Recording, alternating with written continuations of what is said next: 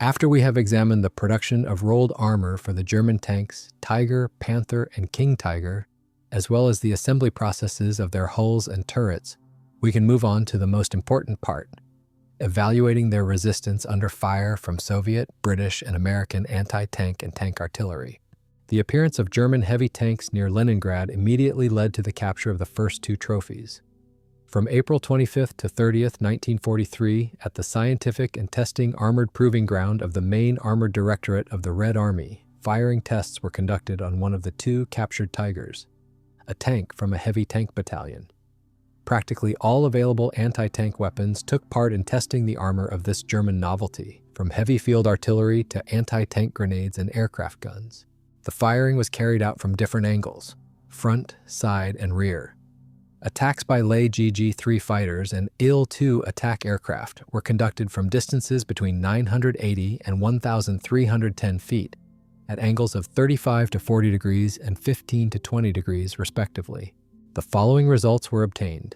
The 45mm tank gun mounted on the light tank T-70 using a sub-caliber projectile from a distance of 1,150 feet penetrated the lower side plate of the hull, which was 2.4 inches thick. From a distance of 655 feet, one of two shells penetrated the upper side plate, while the other left a dent 1.6 inches deep. The 45mm anti-tank gun from a distance of 330 feet did not penetrate the side plate with an armor-piercing shell, leaving a dent 1.2 inches deep. However, sub-caliber shells penetrated the lower side plate from a distance of 1,640 feet, and the upper side plate and turret side from 1,150 feet. During this test, cracks and spalling began to appear in the armor. The 57mm ZIS-2 anti-tank gun managed to penetrate the 3.2-inch hull side from a distance of 3,280 feet with one of two shells. Hits on the frontal hull plates from a distance of 1,640 feet did not result in penetration. The impacts created dents between 0.8 and 2.6 inches deep, but weld seam failures were recorded. The 57mm British anti-tank gun penetrated the 3.2-inch hull side from 3,280 feet and the turret side from 2,625 feet. Two shells fired into the turret side from 3,280 feet did not achieve penetration. From the 57mm British tank gun mounted on the Churchill, two shots were fired at the 3.2-inch hull side from a distance of 2,050 feet. The first hit penetrated the plate. The second struck the edge of the armor and was not counted. Only hits outside weakened zones or plate edges were considered valid, as they allowed determination of shell penetration capability or armor resistance. Firing from other distances was not conducted. From the 75mm gun of the Sherman tank, fire was conducted using two types of projectiles, armor-piercing tracer and armor-piercing tracer with a ballistic cap and base detonator. The first type penetrated the upper side plate from a distance of 2,050 feet, while the second type succeeded only from 1,310 feet. The 2.4-inch side plates were penetrated from a distance of 2,130 feet. The most unexpected result came from the test firing of the 76mm F-34 tank gun, which was mounted on the medium T-34 and heavy KV-1. The test used four types of shells: standard armor-piercing tracer, experimental shape charge, sub-caliber, and solid armor-piercing shells. As a result, the 3.2-inch armor was not penetrated even from a distance of 655 feet, while firing at the 2.4-inch plates was not conducted. From the 76mm anti-aircraft gun, one of three hits to the turret side from a distance of 1,640 feet produced a hole at the upper edge of the plate, accompanied by weld seam failure along a length of 66 inches, while the remaining hits left only dents. Positive results were achieved during firing from the 85mm anti-aircraft gun. The 3.2-inch side armor plate was penetrated from a distance of 4,760 feet. No fire was conducted from longer distances, and the lower front plate was pierced from a range of 3,280 feet. A hit from 4,920 feet caused the plate to fracture along existing cracks. The upper front plate was not penetrated from 4,920 feet. A dent about 1.2 inches deep was formed. 3 shots were fired from the 122mm field gun. The first shell passed through an existing breach in the lower front of the tank and pierced the rear hull from a distance of about 4,900 feet. The second shell struck the rear part of the turret. The gun mantlet had been removed before firing, penetrated the armor, tore out a chunk roughly 20 by 9 inches in size, ripped the turret from its base, and displaced it by nearly 21 inches. The third shell ricocheted off the turret roof, leaving a dent and through cracks in the armor. 7 shots were fired from the 107mm gun, but none hit the target, and no valid hits were achieved from the 122mm howitzer or the 152mm gun howitzer. The overall results of the tests were extremely disappointing. Soviet tank and anti-tank artillery proved unprepared for the appearance of a heavy German tank and had very limited means to fight it. This same test once again revealed a problem that would persist until the end of the war: the low mechanical strength of Soviet shells, which prevented the guns from realizing their full potential. At the same time, British and American shells hardly ever broke apart when penetrating armor. On the other hand, issues were also found in German armor: its tendency toward brittle fracture despite high resistance to shells, as well as the weakness of welded seams. That same year in Tunisia, tanks of the 501st Heavy Tank Battalion went into battle, and soon the Allies captured their own trophies. Since transport to testing grounds was naturally a lengthy process, some results were obtained on site. In late July to early August of 1943, the Allies conducted firing tests in Tunisia on the hull of a disabled Tiger equipped with transport tracks. In a workshop, all internal components were removed.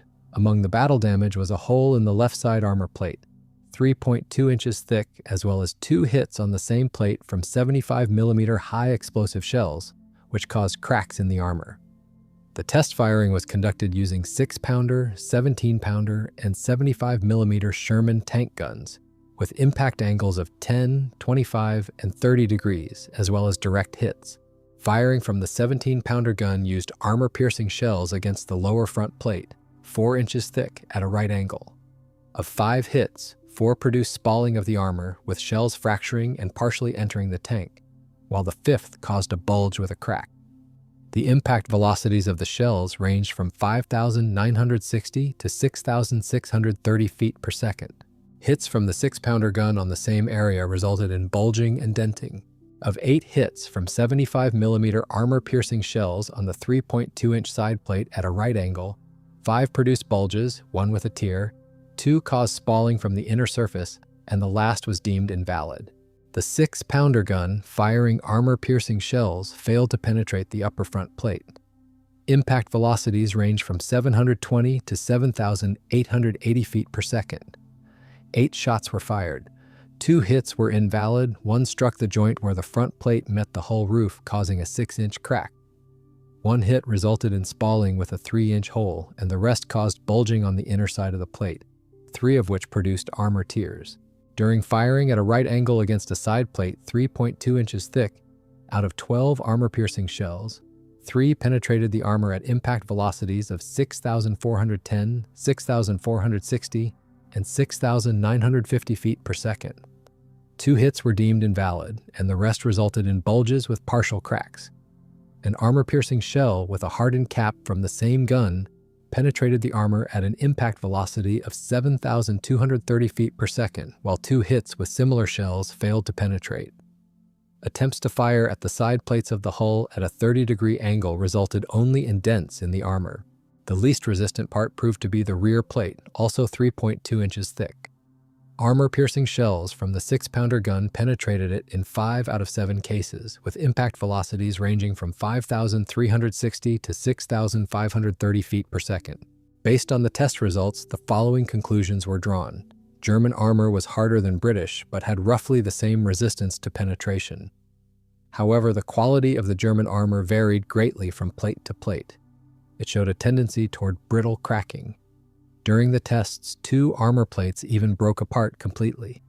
The distance at which the upper frontal armor could be penetrated by armor-piercing shells from the 6-pounder gun was determined to be 595 yards, When firing at the sides, regular armor-piercing shells penetrated the armor from a distance 320 yards greater than the special shells with a hardened cap. The lower frontal armor was not penetrated by this gun at all. It could be penetrated by the 17-pounder gun from a distance of 1,650 yards. At the same time, the British were dissatisfied with the quality of armor-piercing shells for the 17-pounder. The same report also mentioned the Panther. Apparently, the information about the appearance of this new tank came from the Soviet Union. Operation Citadel, which began in the summer of 1943, brought even more unpleasant surprises. A new medium tank, the Panther, appeared in large numbers, and most importantly, the self-propelled gun, Ferdinand. Overcoming the armor of these vehicles would become the main benchmark for the development of shells and guns in the Soviet Union in the near future. At the same time, when developing armor for Soviet tanks, it would be necessary to ensure protection against German guns of 75mm and 88mm caliber. The front of the Panther's hull was much better protected than that of all other tanks of the warring nations, and remained so until the appearance of the Soviet heavy tank IS-2 with straight frontal armor and the German King Tiger. At the same time, the protection of the turret was noticeably weaker, and the sides of both the hull and the turret were on the level of other medium tanks. Trophies from the battles near Kursk were delivered to the armor testing range, where from the 1st to the 14th of December 1943, firing tests were conducted on the Panther tank and the Ferdinand assault gun. The tests were carried out using the following anti-tank weapons. The 45mm tank gun firing armor-piercing shells did not penetrate the side skirt from a distance of 328 feet, leaving a dent 1.2 inches deep. The hull side was penetrated from a distance of 1,640 feet, while from 2,297 feet, the shell failed to penetrate but caused spalling on the inner surface. The rear of the hull was penetrated from a distance of 984 feet. From 1,640 feet, the shell left only a dent 0.6 inches deep. The side of the turret was penetrated from a distance of 1,312 feet. Firing special sub-caliber shells produced almost the same results, except that from 328 feet, it was possible to penetrate the gun mantle at 3.9 inches thick. A shot from 656 feet resulted in a ricochet.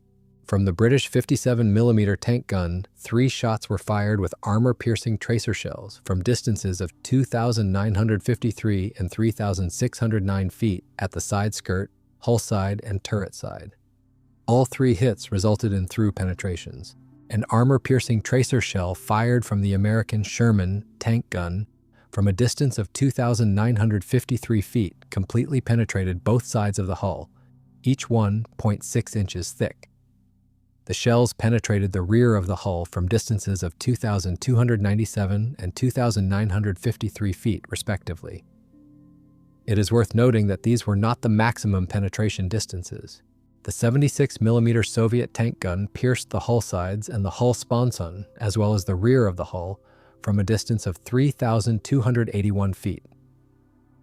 At an impact angle of 30 degrees from the perpendicular, a direct hit penetrated the turret side from 1,969 feet and the hull side from 3,281 feet.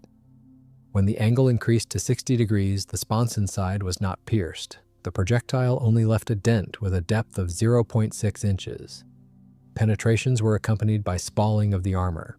Into the frontal part of the hull, 9 armor-piercing rounds were fired from the 85mm gun from distances ranging from 330 feet to 4,600 feet. But 8 of them produced only minor cracks in the welds and dents in the armor, and at a distance of 330 feet, the depth of the dent was only 1.6 inches. One of the rounds, at a distance of 330 feet, struck the edge of the upper frontal plate and penetrated it. The gun mantlet was pierced from 3,300 feet. A shrapnel round fired from 3,300 feet tore off from the sponson side a piece of armor measuring 39 by 18 inches, while the hull side withstood that hit. The result was a dent 1.2 inches deep and cracks ranging in length from 20 to 79 inches. When firing at the running gear, 2 track links and an idler roller were destroyed. 3 shots were made from the 122mm gun from a distance of 4,600 feet. The results of these hits are frequently cited in publications. The upper frontal plate of the hull was pierced. The hole measured 6 by 9 inches, and cracks formed in the weld. The second shell penetrated both turret sides completely, and the opposite side was also torn off. The third shot again struck the turret side. The projectile pierced the armor and tore the turret from its ring, displacing it by 20 inches. One armor-piercing round was fired from the 152mm gun howitzer from a distance of 3,900 feet. The round struck the upper frontal plate and ricocheted, leaving a breach in the armor measuring 14 by 19 inches. A high-explosive fragmentation shell fired from 3,900 feet at an impact angle of 30 degrees from the perpendicular fractured the turret side and detonated inside, causing a breach in the hull roof and in the opposite side of the turret. The test results made it clear that the decision to equip the IS tanks with the 122mm gun was justified and timely. Only its use could provide an advantage over the new German tank.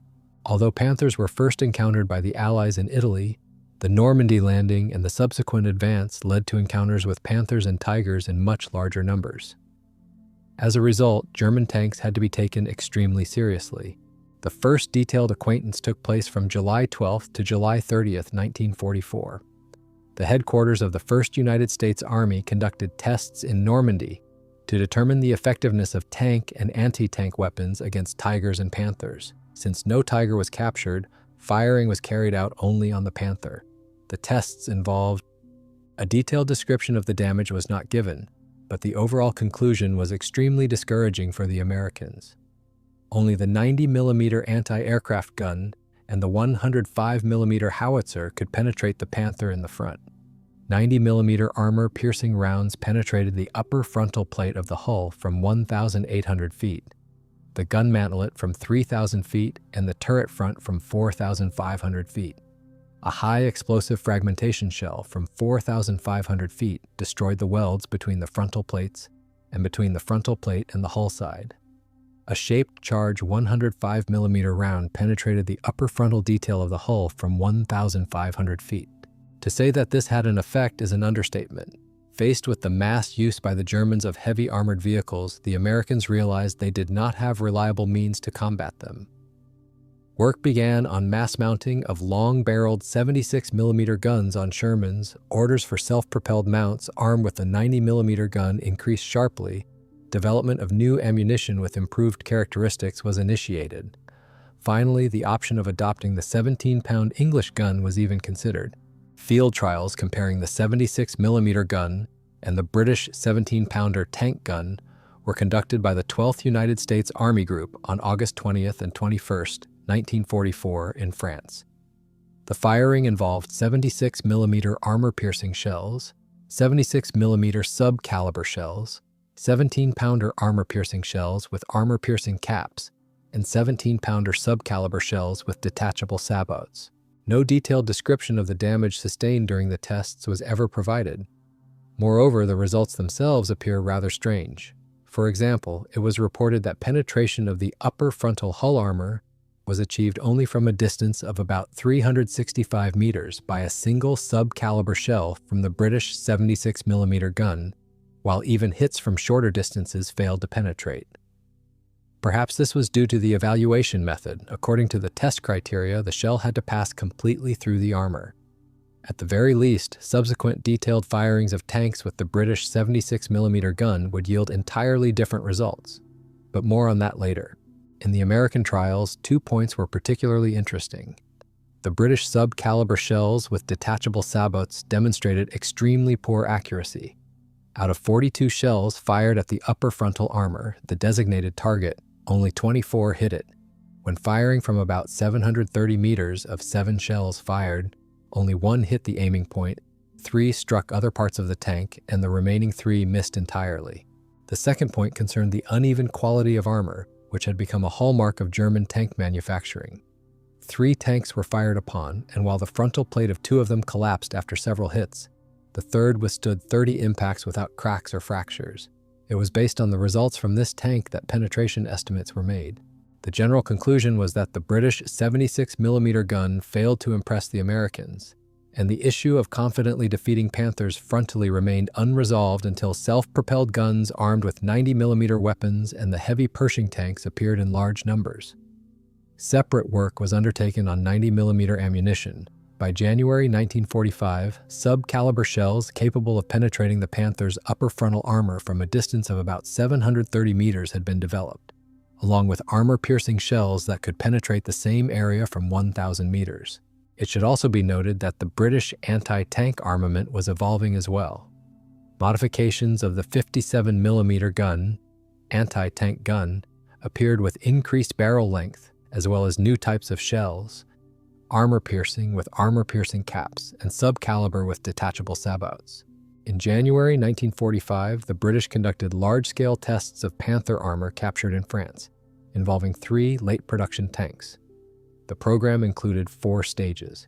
Let us move directly to the second stage of the trials. The tanks were fired upon from a distance of about 90 meters using reinforced propellant charges.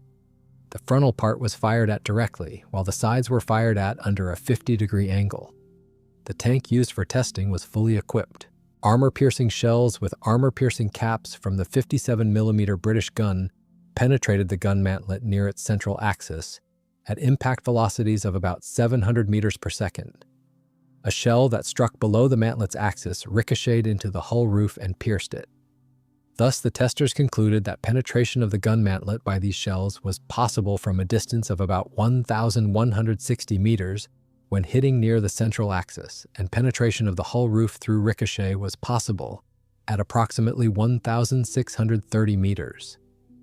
Penetration of the mantlet by sub-caliber shells with detachable sabots was estimated up to about 2,285 meters. However, penetration of the hull roof after ricochet was deemed impossible due to shell fragmentation.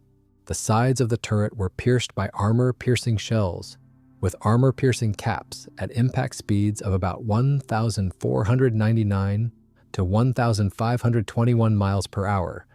One of the shells passing through the side, through the entire fighting compartment, tearing through the fire bulkhead, and upon entering the fuel tank, causing a fire. The effective range of the sub-caliber shells under these conditions was assessed at over 7,497 feet.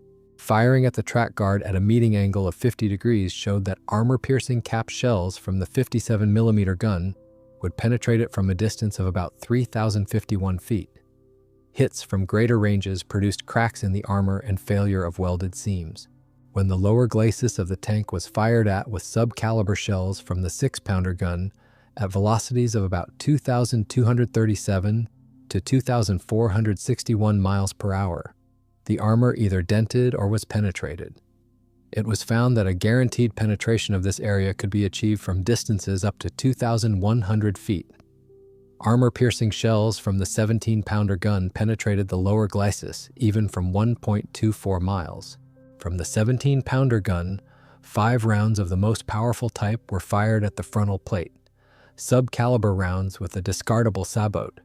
The maximum penetration range was 4,495 feet. Cracks appeared on the armor at impacts. When firing armor-piercing capped shells, they frequently ricocheted, but still left breaches in the armor. Strangely, a single ordinary armor-piercing shell fired penetrated the plate from a distance of somewhere between 2,690 and 2,986 feet and fragmented. Eventually, 8 hits from various types of 17-pounder rounds so heavily damaged the upper glacis that continuing the tests became impossible. The hull machine gun emplacement was hit by an armor-piercing shell from a distance of 5,807 feet. A 75mm armor-piercing shell with an armor-piercing cap fired from a Sherman tank gun struck the gun mantlet and ricocheted into the roof of the control compartment, perforating it and entering together with fragments of armor. When the same mantlet was fired upon with a high-explosive shell from that same gun, no damage was detected. It was theoretically suggested that a hit on the lower edge of the mantlet could damage the hull roof. When a 75mm high-explosive shell detonated on the commander's cupola at a height of about 4 inches above the turret roof, it produced cracks in the roof and allowed flames to penetrate inside the turret. An explosion at the hatch in the rear of the turret caused only slight internal damage, but fragments damaged the front radiator through the air intake grill. A similar effect was produced by a high explosive shell from the 25-pounder gun, with the only difference that the hatch jammed. An explosion on the side armor of the turret at about 11 inches above the hull roof caused cracks in the roof, but there was no serious damage inside the turret. The hull side was also tested with 75mm and 25-pound high explosive shells. A 75mm shell struck the side about 6 inches below the bottom of the track guard, causing a welded seam to crack to a length of about 38 inches, but the belly held thanks to internal bulkheads. Track damage was found to be minor. An explosion of a 25-pound shell about 14 inches below the bottom of the track guard destroyed its joint with the hull side and allowed flames and fragments to penetrate inside. One track link was destroyed by about 1/3. As usual, the trials highlighted the brittleness of the armor. A positive point was the use of spigot joints, which in several cases allowed the tank to remain operational even after welded seams failed. It is worth noting the impressive results achieved when using sub-caliber rounds with discardable sabots. The reported armor penetration distances were calculated from the projectile velocities obtained by selecting the required powder charge. Firing was conducted from a distance of 279 feet. Actually, everything was much more complicated. During the tests of the Sherman Firefly tanks, the probability of hitting a target with an armor-piercing, discarding sabot round fired from the 17-pounder gun was determined. The target, measuring 1.5 by 0.6 meters, simulated the turret of a Panther.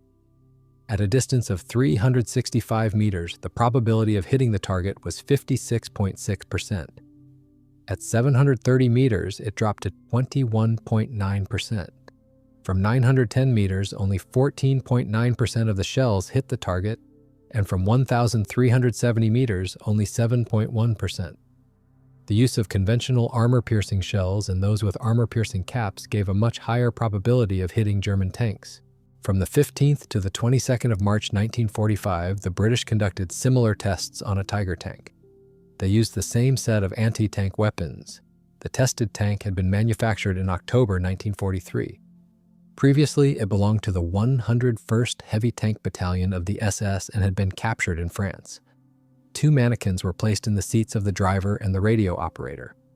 The firing was conducted from a distance of 150 feet using specially prepared charges.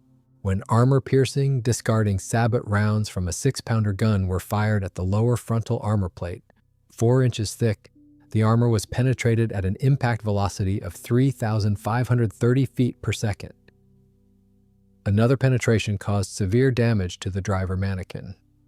At a velocity of 3,298 feet per second, the armor held. When a similar round hit the same armor reinforced with spare track links from a Panther, it caused no significant damage. It was suggested that such reinforced armor could be penetrated only from short distances. The effective range was estimated at approximately 1,000 yards. Next, discarding sabot rounds were fired at the turret side at an angle of 40 degrees from the perpendicular. A round fired at a velocity of 3,365 feet per second penetrated the side, shattered, and caused severe damage inside the turret. The effective range was determined to be 1,200 yards. The installation of spare Panther tracks again prevented serious damage to the armor. An armor-piercing shell with a cap tip could penetrate the turret side only when the angle of impact was reduced to 20 degrees. The 17-pounder discarding sabot rounds could not penetrate the turret side at impact angles of 40 and 50 degrees. Penetration at a velocity corresponding to a range of 1,300 yards was achieved at an angle of 36 degrees. An armor-piercing shell with a cap tip completely penetrated the armor at a velocity of 2,900 feet per second and an impact angle of 50 degrees.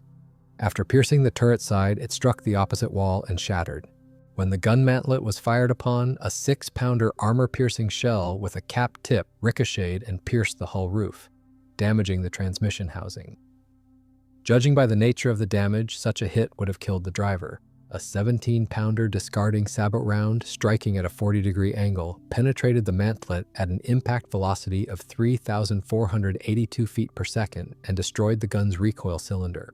The side plate of the hull, 2.4 inches thick, could be fired upon only because one of the road wheels was missing. An armor-piercing shell with a capped tip penetrated the armor at a velocity of 2,583 feet per second and caused the fuel tank to catch fire. It was noted that the installed road wheels would have protected the armor from penetration. The upper frontal plate, 4 inches thick, was not fired upon with 17-pounder discarding sabot rounds at a right angle, as the results were obvious. At an impact angle of 41 degrees, a discarding sabot round penetrated the armor from a distance of 800 yards. Firing armor-piercing shells with capped tips caused severe damage to the weld seams, hull roof, and inner reinforcements connecting the frontal plate. One shell, fired at a velocity of 2,900 feet per second, struck the front plate between the driver's visor and the ball-mounted machine gun, tearing the weld seam for about 5 feet in length. 3 armor-piercing shells with armor-piercing caps, fired at a right angle into the lower frontal plate 4 inches thick, at speeds of 1,865, 2,089, and 2,131 feet per second, caused failure of the joints of the armor plates. It was concluded that these parts could be damaged by the 17-pound gun at long ranges. 75mm high-explosive shells from the Sherman gun were fired at the driver's periscope, the side hull plating 2.4 inches thick and the rear of the turret. In the first case, no special damage was found, but the shell detonating 1 inch below the bottom of the hull produced much more serious consequences. Part of the hull bottom was torn out, welded seams were broken, and the tracks suffered severe damage.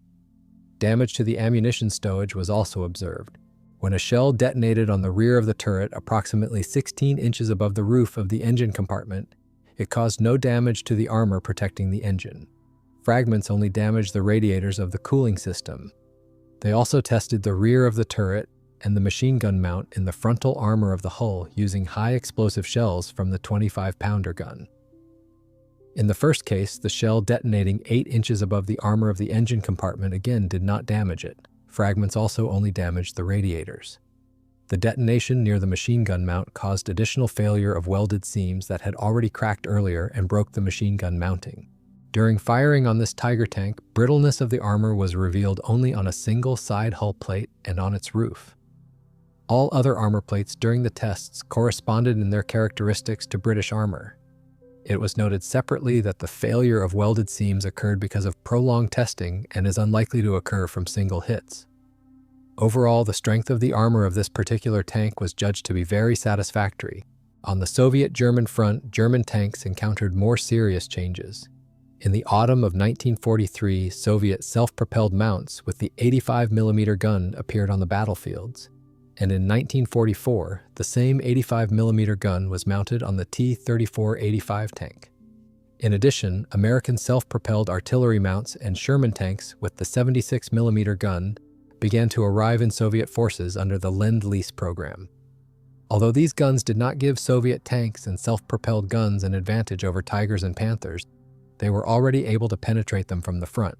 To assess the capabilities of these guns, refer to the report on comparative tests of armor-piercing projectiles of various artillery systems, which were conducted from May 21 to June 6, 1945, at the Armored Forces Test Range of the Red Army.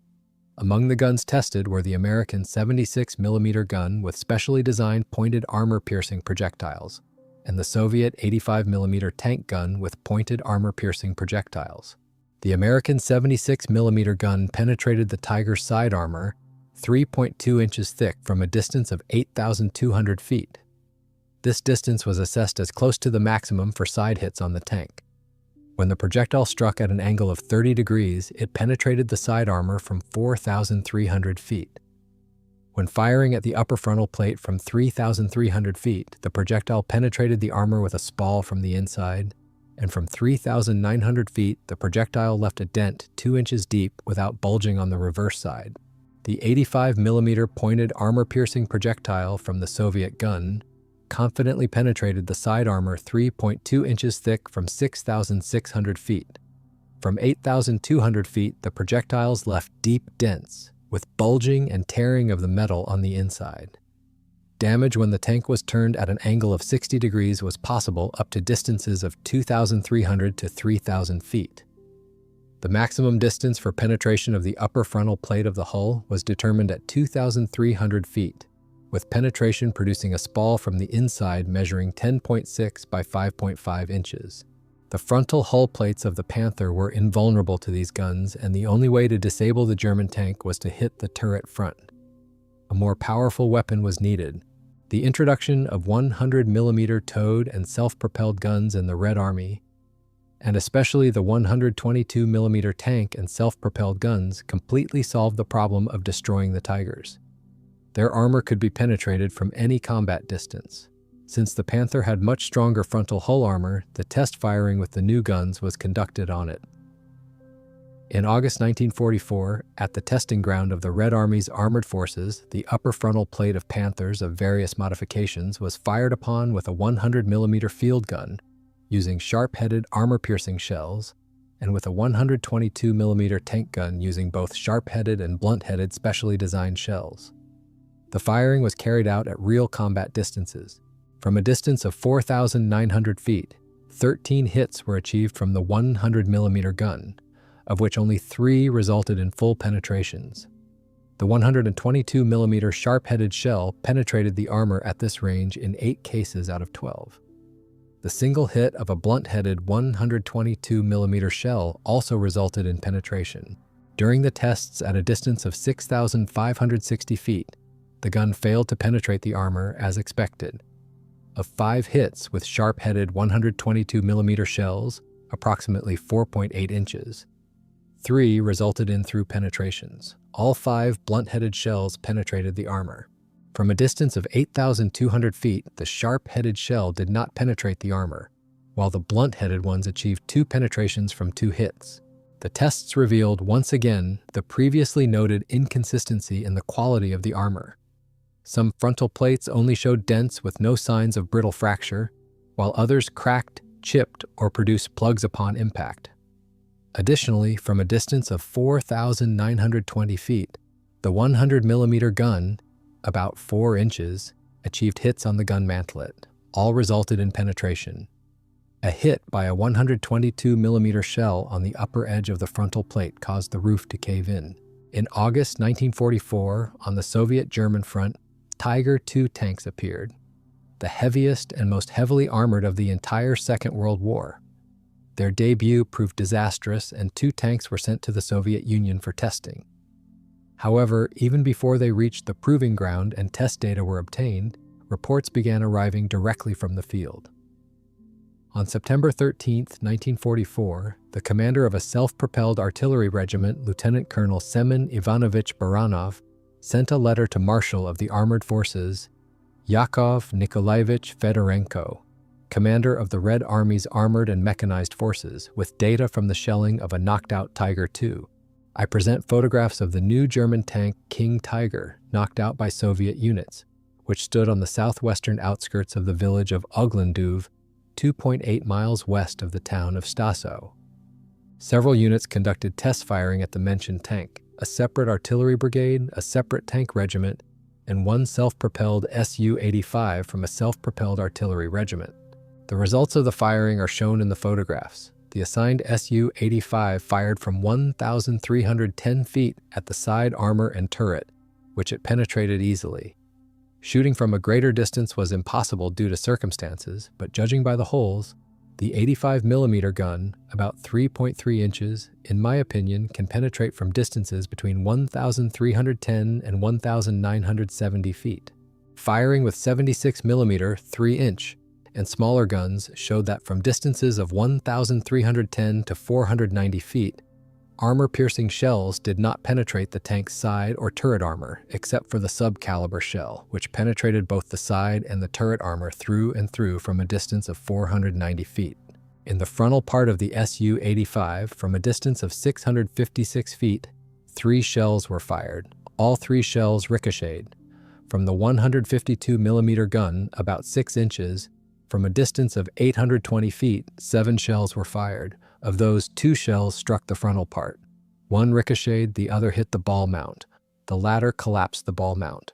Conclusion: tanks of the Korolevsky Tiger type can be engaged by all guns starting from the 45mm caliber, 1.8 inches and above.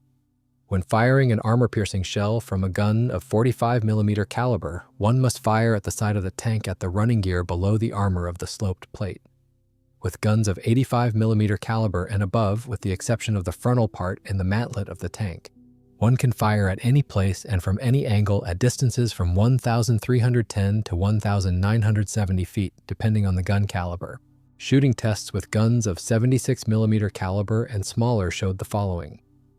From distances from 1,300 to 490 feet, an armor-piercing shell does not penetrate the side armor and the turret of the tank.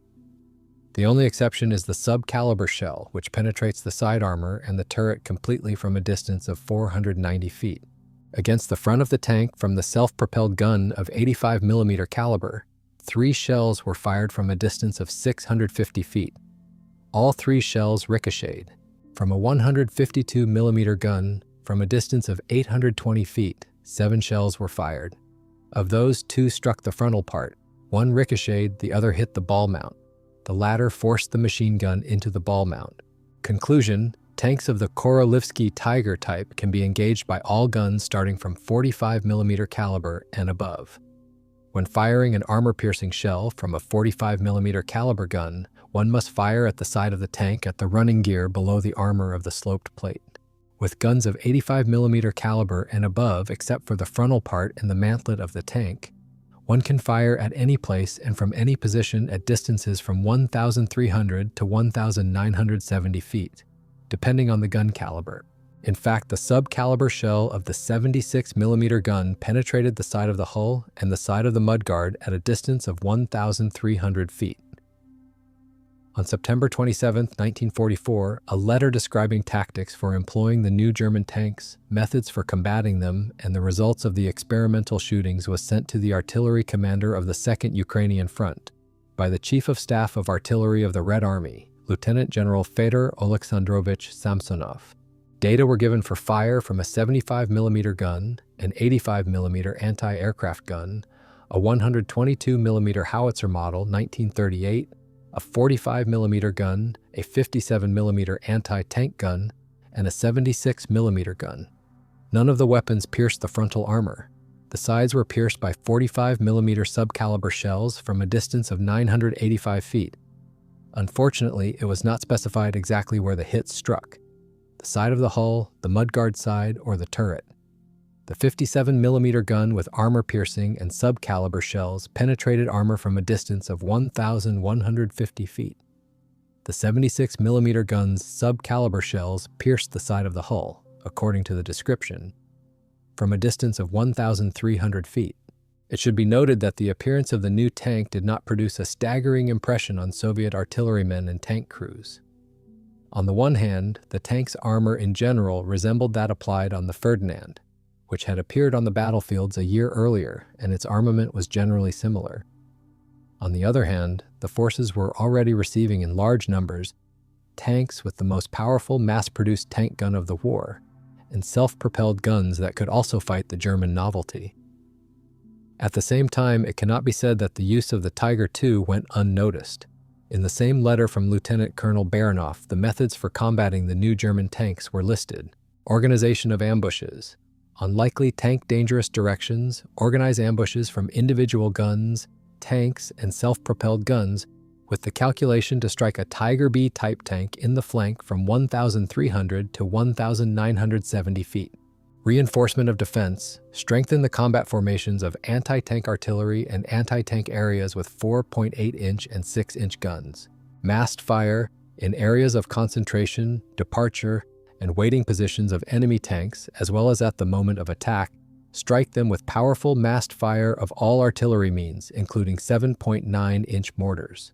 Protection of artillery positions. To prevent automatic riflemen from penetrating into anti-tank areas and onto anti-tank artillery positions, surround them with protective interlocking fire. Mine obstacles. On approaches to anti-tank areas and in the intervals between them, install continuous minefields. To prevent enemy infantry from penetrating into anti-tank areas and onto anti-tank artillery positions, they must be encircled by barrier fire. On approaches to anti-tank areas and in the intervals between them, continuous minefields should be installed. Meanwhile, captured tanks arrived at the proving ground for trials, where from the 5th to the 11th of November 1944, firing tests of the Tiger II tank were conducted with various guns. The trials consisted of 2 stages. First, the front part of the hull was fired upon with large calibers. Then the sides of the hull and the turret were fired on with other guns.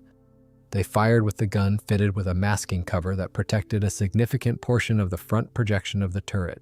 The frontal parts of the tank were tested by firing from a distance of 328 feet, using standard and enhanced charges. The specific distances will be indicated later. The first shot was made with a 4.8-inch high explosive shell from a distance of 328 feet. Upon impact, the welded seam of the machine gun mount cracked for 3/4 of its length. The seams between the sides and the upper frontal plate cracked, and the side of the hull moved back by 0.2 inches. The flame that penetrated through the machine gun mount caused a fire inside the hull. An impact by an armor-piercing shell with a blunt point of 4.8-inch caliber from a distance of 8,858 feet caused no effect. An impact from a distance of 1,640 feet left a dent 3.9 inches deep and caused spalling of the armor from the inside, measuring 6.3 by 6.7 inches. At the same time, the welded seams between the frontal plate and the roof cracked. The seams between the frontal plates were destroyed, and also the seam between the left side and the bottom of the fender was damaged. The driver's observation device was torn off. Next followed shots with armor-piercing shells with a pointed cap of 4.8-inch caliber. The first shell from a distance of 1,969 feet hit the spot weakened by the previous hit and penetrated the frontal plate. From a distance of 2,297 feet, a shell left a dent 3.5 inches deep, but from the inside it destroyed the welded seam between the frontal plates. A through crack 5.9 inches long formed in the armor. 2 armor-piercing shells with blunt points of 4.8-inch caliber were fired at the lower frontal part. The first, from a distance of 8,202 feet, left a dent 2.4 inches deep and destroyed the right boss. The second, from a distance of 1,969 feet, hit the junction of the frontal plates and left a dent 1.4 inches deep. A shot from a 6-inch gun howitzer from a distance of 328 feet at the upper frontal part of the hull did not result in penetration or loss of internal integrity. The impact produced a dent 2.4 inches deep, 2 cracks measuring 13.1 and 16.4 feet, and destruction of the seams between the left fender and the upper frontal plate. An impact on the lower frontal plate from the same distance caused a rupture of the armor measuring 12.6 by 7.5 inches and through cracks measuring 11, 11.8, and 15.7 inches. Near the left boss, the welded seam cracked. A 6-inch high explosive shell hit the machine gun mount, resulting in its mountings and the armored bridge between the side and the frontal plates being torn off from the inside. A through crack 8.3 inches long formed in the frontal plate. From a 3.9-inch gun, 4 shots were fired at the upper frontal plate. The first hit, from a distance of 1,640 feet, was not counted. The shell struck the edge of the plate and penetrated it. A fragment measuring 14.2 by 12.6 inches broke off from the inner side of the armor. A hit from 4,921 feet did not result in penetration, but again caused a fragment 14 by 11 inches in size to spall from the inner surface, and in addition, a through crack 13 inches long appeared. The next impact was also not counted. The fourth shot, fired from 1,640 feet, left a dent 3 inches deep, broke off an inner fragment measuring about 9 by 9 inches, and caused through cracks 6.9, 10.2, and 11.8 inches long. When a 100mm shell struck the lower frontal armor from a distance of about 4,900 feet, a large bulging dent with a rupture and 2 cracks 10 and 5 inches long formed in the metal. Then 3 more shots were fired, which were not counted, and the fourth shot, from only 330 feet, finally destroyed this plate along the cracks left by previous hits. After that, the testers fired 1 shot each from a German 88mm gun and a Soviet 85mm gun, and a hit from a 75mm armor-piercing shell from a powerful German gun led to the complete destruction of the plate. Then it was the turret's turn. First, 3 shots were fired from a distance of 1,300 feet with 88mm armor-piercing shells, resulting in 3 hits. One of them was that well-known case when the turret was completely pierced through. 2 hits were not counted. One shell struck the edge of the sight opening, the other the rim of the previous penetration. These 3 hits caused widespread destruction of the turret's weld seams. A 122mm blunt-nosed armor-piercing shell fired from 7,900 feet was not counted either. It struck the edge of an existing hole. On the rear side, a spall 10 by 12 inches appeared. In the rear plate, a breach 12 by 24 inches opened, and a section of the roof 16 by 28 inches was torn off. A pointed nose shell from the same distance caused a breach in the front turret armor, a rupture in the turret roof, and through cracks in the rear part of the roof. From 11,150 feet, a blunt-nosed shell failed to penetrate the armor. According to the test results, it was determined that the frontal plates of the hull could be penetrated by 122mm shells when hitting the edges from distances up to 1,970 feet, and by 100mm guns from distances up to 1,640 feet. The effective range for the turret was defined as 4,900 feet. It should again be noted that the turret was fired upon with the gun mantelet removed. Violations of heat treatment regimes and insufficient quality control fully manifested themselves in thick armor plates. Hits from large caliber shells caused numerous brittle fractures and led to the destruction of parts even before the completion of the test program. The hull sides were fired upon in 2 stages. It is worth noting that the structure had already been weakened by the destruction of the frontal armor. Since the testing program was very extensive, it is appropriate to quote excerpts from the final report. Armor thickness, 3.15 inches. Structural angle, 0 degrees. Testing of the side plates began at the firing range from a distance of 330 feet using reduced charges and ended with standard shells at real combat distances. The data allow us to note the following. First, for the 76mm Soviet armor-piercing shells, the sides are invulnerable as they are not penetrated from 330 feet due to the poor quality of Soviet shells of this caliber. Second, the most effective means of defeating the side plates are the American 76mm shell, which penetrates the side from 6,560 feet, and the Soviet 85mm shell, which penetrates the side from 4,430 feet. The increased brittleness found in the frontal hull plates is also characteristic of the side plates. Welds connecting the sides with the lower fender plate and the fender bottom with the fender itself break after the very first shots, both under the impact of high explosive and armor-piercing shells. The increased brittleness discovered in the front hull sections is also typical of the side plates.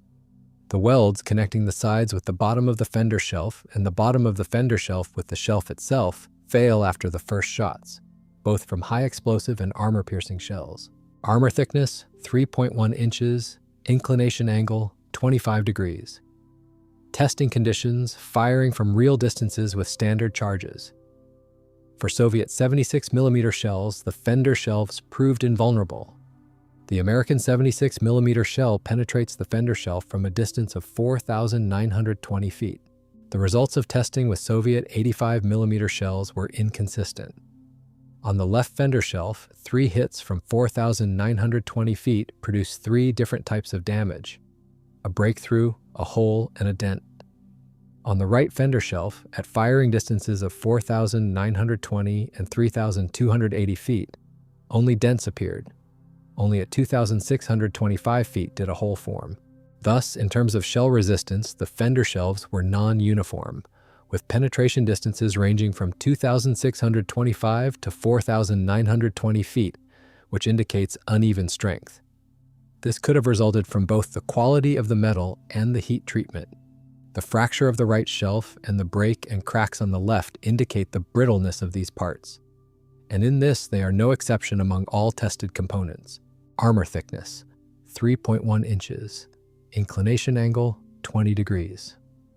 The testing conditions for the left and right sides of the turret differed. The right side of the turret was tested at the proving ground, and only the last 2 shots were fired from real combat distances. As a result of the shelling, it was established that A. The sides of the turret are penetrated by American armor-piercing shells of 76mm from real distances of 4,920 feet, and by German armor-piercing shells of 75mm from a distance of 7,545 feet, converted distance. B. For Soviet 76mm shells, the sides of the turret are invulnerable. C. The 85mm shell penetrates the turret side from distances up to 4,430 feet. Unfortunately, there is no data on tests of other tanks of this type except for the post-war trials conducted after the Americans captured Tiger II hulls in the city of Kassel. One thing, however, is evident. The peculiarities of German armor production prevented full utilization of the potential of the most heavily armored tanks of the Second World War. The ability of any tank from the so-called zoo to withstand artillery fire largely depended on whether a particular vehicle happened to receive armor that met technical standards. In the history of German armor, there exists an almost mythical aura of invulnerability, created mostly by memoirs and massive popularization. At the same time, one should not underestimate how formidable these machines truly were. Speaking about the fact that features of armor production in Germany reduced the protective quality of tanks, one should not forget that the effectiveness of anti-tank and tank guns also fell because of worsening shell quality. Low mechanical strength of Soviet shells of almost all calibers is noted in nearly all firing tests.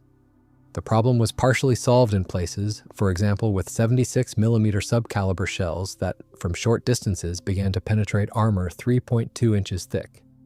But overall, the picture was discouraging. Work on improving ammunition was carried out, but, unfortunately, it was completed only after the war.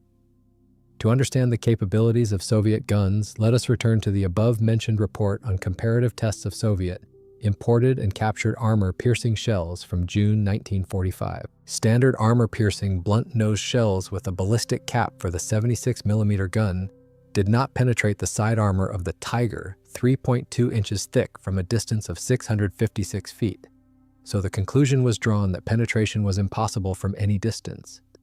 The side plates of the Panther, at a target angle of 40 degrees, were struck from distances of more than 3,280 feet. When firing an experimental armor-piercing sharp-nosed shell with a ballistic cap, the side armor of the Tiger, 3.2 inches thick, was penetrated out to 3,280 feet at a right angle, and at a target angle of 60 degrees. At distances up to 2,296 feet, an experimental sharp-nosed 85mm shell with a ballistic cap penetrated the upper frontal plate of the Tiger from a distance of up to 3,937 feet, and the maximum penetration distance against side armor 3.2 inches thick exceeded 8,202 feet.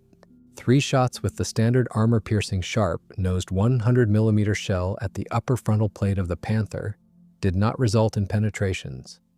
4 shots with an experimental blunt-nosed shell made of the same alloy as the standard shell produced 4 perforations with a distance of 4,921 feet, not being the maximum penetration distance. From a distance of 6,562 feet, penetrations were no longer observed, but one of 2 hits caused spall from the rear face. The experimental shell made from another alloy produced the same results. It remains only to regret that these possibilities could not be realized in time.